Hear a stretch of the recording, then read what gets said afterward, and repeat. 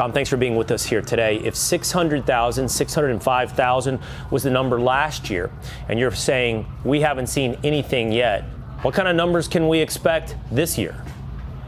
Well, look, like I said, we're in a process hiring 10,000 more agents. I think we got about 7,000 on board.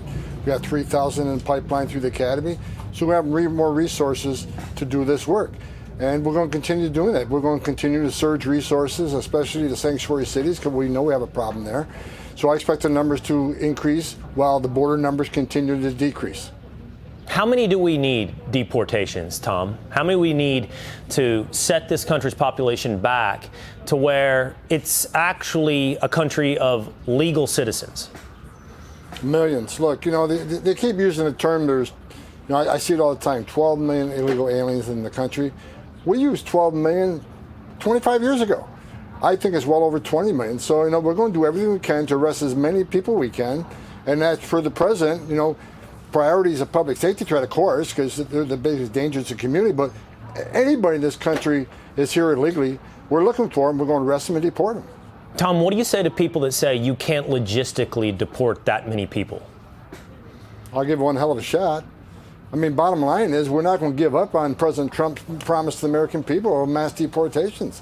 And look, we're going to do the best we can to enforce immigration law, and that's what we're doing now. We already had a record this past year. I mean, the prior record was the Obama administration in 2012. I actually got an award from President Obama for that. Of course, they don't want to admit it now.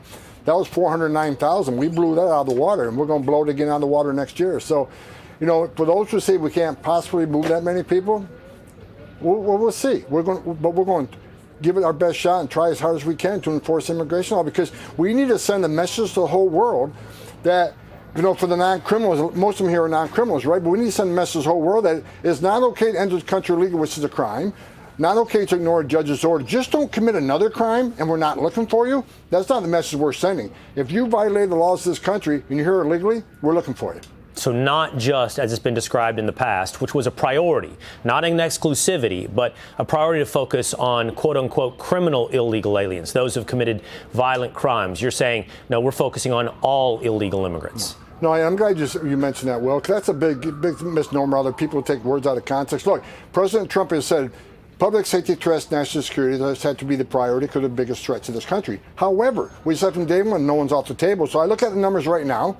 About 60% of those we are arresting are criminals, 40% are non-criminals. I like that calculation. I think 60 criminal, 40 non-criminal is better than 40 criminal and 60 non-criminal. So we are enforcing law across the board, and the numbers prove it. Tom, you gave an interview recently. I don't have a copy of what was said. I don't have a video clip of exactly what was said, but you were asked, what will you do? What does the president want to do about the illegal immigrants in this country who may be hardworking? Would you support amnesty? Your response to that was, I'm not going to get ahead of the president. Your response to that was something to the effect of, there are cabinet members talking to the president about that. I believe I've characterized that exchange accurately. Correct me if I'm wrong. But what I'm curious about is what you mean. Are there people in the cabinet advocating for amnesty? You characterize talking points are taken out of context. That interview, we opened the interview when we're talking about policies, talking about where do we go from here, right? Because President Trump did executive orders, had the most secure border ever in Trump 45. President Biden came in, undid it all through executive order. President Trump came back in through executive order. Now we have the most secure border ever in history of this nation. My first comment was, we need congressional action to solidify this and enshrine this into law, so the next president doesn't come in and undo it all again through executive order. When we're talking about the non-criminal people being here ever, I said discussions are ongoing all the time. For instance, just recently there's been discussion about the Dignified Act that some members of Congress are pushing. There's always conversations going on, but let me tell you this, and I mean this.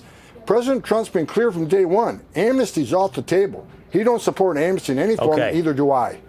Okay, I wanted to clarify that because when it looked like that interview, that it looked like that you were saying there are members of the cabinet inside of President Trump's administration talking to him about amnesty. Look, but it's not amnesty. It's not amnesty. We're talking about what can Congress do, in the future on immigration. But look, right behind me, the White House, you have White House Legislative Affairs, and they spend every day talking to members of Congress about legislation. But the president's been clear from day one. Amnesty's off the table. Okay. Tom, there is a news story that really has come down in just the last couple of moments. A moment ago, you brought up sanctuary cities, okay? USA Today is reporting that ICE officers will be headed to over 40 states. What can you tell me about that story? Well, I think what they're talking about is the deployment of our new assets, the new hires, and where they're being assigned. And I can tell you that my opinion, and what I'm talking to Mark Wayne Mullen about, the vast majority of agents need to go to sanctuary cities. And why is that? Because we go to Florida, every sheriff, every chief's working with us. They honor detainers. We got less of a problem in states like that, Florida and Texas. However, in states that want to lock us out of the jails, that refuse sheriffs and chiefs to work with us in any capacity, that's where we know it's a problem, because we know they're releasing public safety threats, illegal aliens to the streets every day. So we really got to concentrate on sanctuary cities, because that's where the biggest public safety threat is. Okay, so that would include New York if they pass a law to make it a sanctuary city. Governor Kathy Hochul is saying this about you. Watch. Their overreach and their excessive engagement in activities far beyond what was ever promised by the president or what Tom Homan has told me. He said the era of the surges is over. Told me that, sat in my office and said that, because I said, we don't want to have this happen in New York. So now they're going to backtrack on that as a threat to me, trying to threaten the governor of the state of New York. And I don't take well to threats. They're going to find that out. No, I don't need to call them. I think I know where they stand and they know where I stand. Need comes to it, I'll make the call. But the president said he would not do this. And I'll take him at his word. What's going on? Are we about to have a standoff in New York? Yeah. I'm deeply intimidated now. The bottom line is I did have a discussion with her. I had a discussion about letting ICE agents in our jails. We have 287G agreements with some of the bigger counties in New York. But the state legislature herself are proposing legislation should be signed any day that ends those 287G agreements, that locks us out of every jail in the state.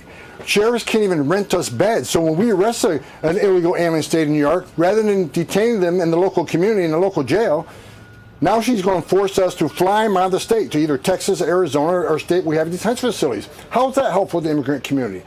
For a whole year, she talks about how Trump administration should be concentrating on the criminals. Well, how do you square that with locking us out of all the jails, ending 287G agreements we've had for years? Having a green light law where ICE and Border Patrol can't even run a license plate number of a New York State license plate to understand the history of that vehicle and what criminal activity they're involved in.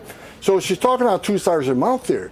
So what our discussion was what happened in Minnesota. And we discussed, look, ICE is focused on targeted enforcement operations, of course, prioritizing the worst and prioritizing those public safety threats first, as President Trump promised. And that's exactly what we're doing. Looking at the numbers today, I just talked about this 60-40 split. I think that's a good split, and that's what we're doing. But she's not going to stop us from doing our job. So when you take the efficiency of the 287G program and you kick us out of whatever jails we were working with, that means they release a public safety threat into the street. So rather than one agent taking the custody of one bad guy in the safety and security of a jail, which is safer for the officer, safer for the alien, and safer for the community, she's going to allow them to release back in the street, which means now the job that one agent could have done, I got to send a few jobs team of 6 or 7 agents to go find that person. So, of course, it wasn't a threat. It's just a response that if we lose those efficiencies and we got to send more agents to the street to find them, that requires more resources, and that's exactly what they're going to get. And one of the things she's not thinking about, again, if we can't detain them in the local area, we'll fly them out of state, away from their families and attorneys. If that's what she wants, I got no problem with that. But also what you need to understand is that if they simply work with us, we can prevent these threats from being in the community. She says she wants the local police to concentrate on local law enforcement. Well, doesn't that mean illegal alien criminals too? Take them off the street? Yeah. Sounds like based on everything I'm hearing from you today, expect more ice in New York. Tom, I really appreciate the time today. Thank you. Thank you. Be sure to like and subscribe for all the Fox News latest on YouTube and catch full shows streaming now on Fox One.